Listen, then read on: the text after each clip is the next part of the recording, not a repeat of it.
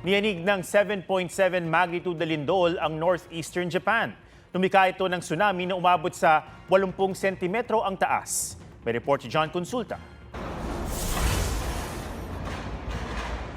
Umingay sa mga kalsada ng Morioka sa Japan ang mga langit-ngit ng bakal habang naramdaman doon ng lindol. Sa kusina naman ng isang ramen restaurant sa Yamagata Prefecture, nauga ang mga nakasabit na kagamitan sa pagluluto at mga nakasalang sa lutuan. Malapit ang mga ito sa epicenter ng lindol sa dagat sa northeastern Japan. 7.7 ang naitalang magnitude ng lindol ng Japan Meteorological Agency, 7.4 naman sa datos ng US Geological Survey.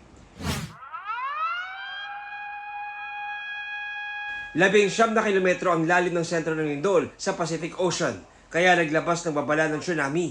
Pinutunog ang mga sirena sa iba't ibang coastal area para balaan ang mga residente na lumikas.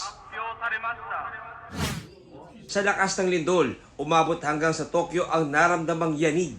Mismong si Japanese Prime Minister Takaichi Sanae naglabas ng evacuation order para sa mahigit 100,000 residente sa mga delikadong lugar.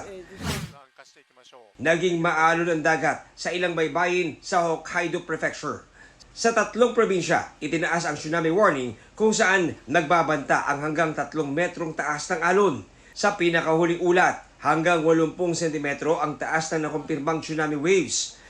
Na-downgrade na ang babala sa tsunami advisory kung saan hanggang 1 metrong taas ng alon ang posible.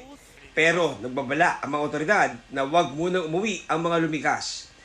Ayon naman sa PhilVox, walang banta ng tsunami sa Pilipinas, bungsod ng lindol sa Japan. John Consulta, GMA News.